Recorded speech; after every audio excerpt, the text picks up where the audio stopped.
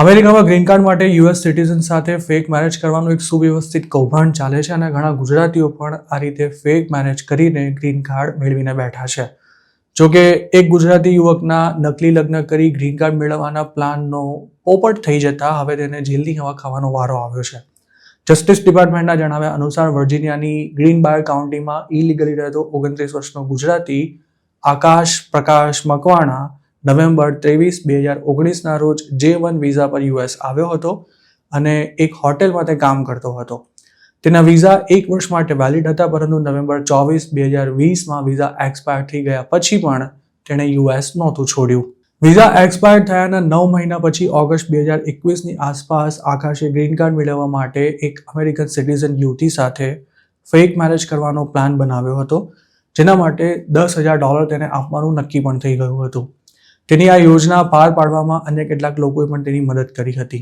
તે સમયે આકાશ વર્જિનિયાની white sulphur springs સિટીમાં રહેતો હતો અને ત્યાંના એક કન્વીનિયન્સ સ્ટોરમાં ઇલીગલી જોબ કરતો હતો.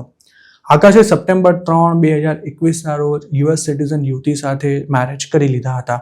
તેણે અમેરિકન સિટીઝન સાથે રહેતો હોવાનું બતાવવા માટે ખોટું લીઝ એગ્રીમેન્ટ તૈયાર કરાવ્યું હતું અને સાથે જ યુટિલિટી બિલ્સ અને બેંક અકાઉન્ટ્સમાં પણ નકલી પત્નીનું નામ ઉમેરાવી દીધું હતું.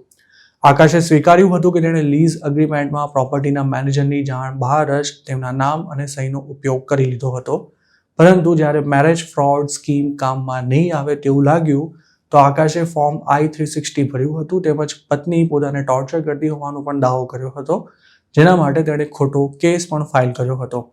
જોકે આકાશના આ દાવાની તપાસ કરવામાં આવી ત્યારે તેમાં પોલ હોવાની સાબિતી આપતા મજબૂત પુરાવા મળી આવતા તેની ધરપકડ કરી લેવામાં આવી હતી.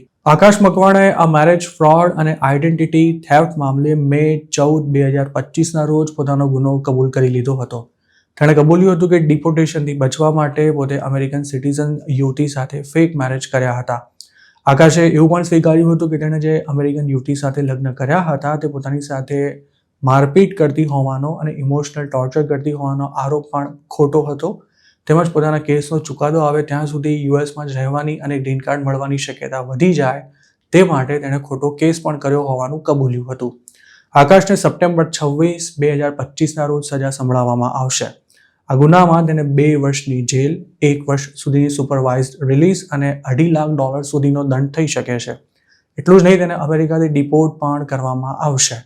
આકાશ સાથે લગ્ન કરનાર યુએસ સિટીઝન 28 વર્ષની કેલી એન હફે ફેબ્રુઆરી 20ના રોજ પોતાનો ગુનો કબૂલ્યો હતો અને તેને જૂન 12ના રોજ સજા સંભળાવવામાં આવશે.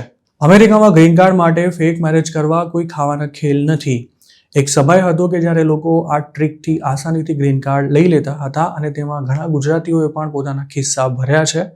પરંતુ હવે USCISએ મેરેજ ગ્રીન કાર્ડ ઇસ્યુ કરવાની પ્રોસેસને ખૂબ જ આકરી બનાવી દીધી છે, જેથી નકલી મેરેજને અસલીમાં ખપાવવાની કોઈ પણ યુક્તિ હવે કામમાં આવી શકે તેમ નથી.